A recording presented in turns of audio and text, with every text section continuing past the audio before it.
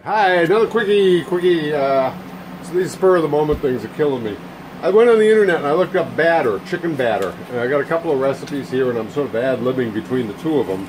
I've mixed up some stuff here. What I've got is an egg, a half cup of milk, half cup of flour, gluten-free of course. Then ad-libbing from the recipes, I put in a teaspoon of black pepper, a teaspoon of paprika, half a teaspoon, a little less than half a teaspoon of salt, and I've got these chicken strips here, which are actually these gluten-free, Springer gluten-free chicken breast strip slices.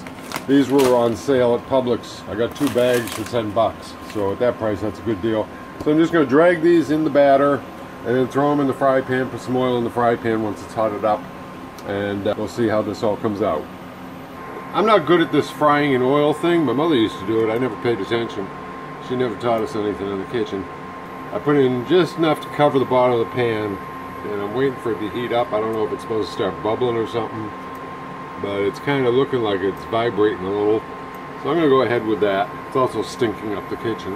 Okay, so stir this up, throw a strip in there, throw it in there, and maybe I'll get the other camera and show you the process. Okay, terrible news. Apparently the action cam never turned on. They're tricky little things, those action cams. So anyways, I fried it up in this grease, oil, Crisco oil. I did them probably 2 or 3 minutes aside. You know, I dragged them through the batter, threw them in there, a little splash. That's why I put my glasses on. Cooked them until they looked a little more than golden brown. I like well done. And I wasn't sure how long to do these anyways. Okay, here they are. And frankly, those are looking pretty good, and they're smelling very good. And we're going to let them sit there for a couple minutes before we try them. And might be onto something here. This could be good.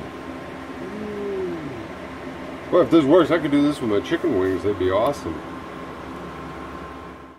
Okay, these are looking a little well done.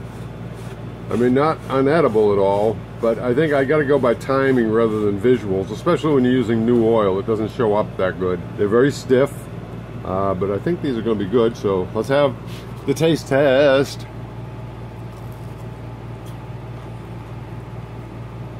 Oh ho ho! That's good. This chicken I'm using has flavoring in it already, which I'm not particularly fond of. I mean, it's okay, but yeah. So that's fighting this a bit. But this coating is what you expect when you have fried chicken, taste-wise.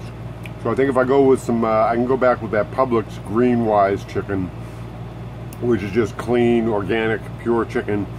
Coat that with this stuff, and I think this would be fabulous.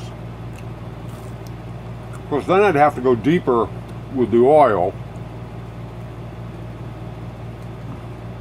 I don't want to get into deep fat frying. That is such a mess. But anyways, this is good.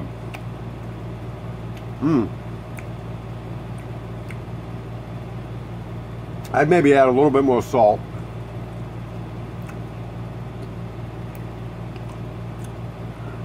Oh, you know what's off?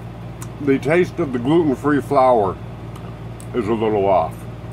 It's acceptable, but that's what's off on the taste a little bit, because I'm used to memories of, you know, done with regular flour, which has a much different taste than gluten-free flour.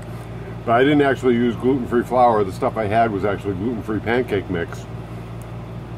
So maybe they now have gluten-free all-purpose flour, so that might be better to use. But overall, I'd say this is a good thing and worth pursuing. So there you go. Happy day to you.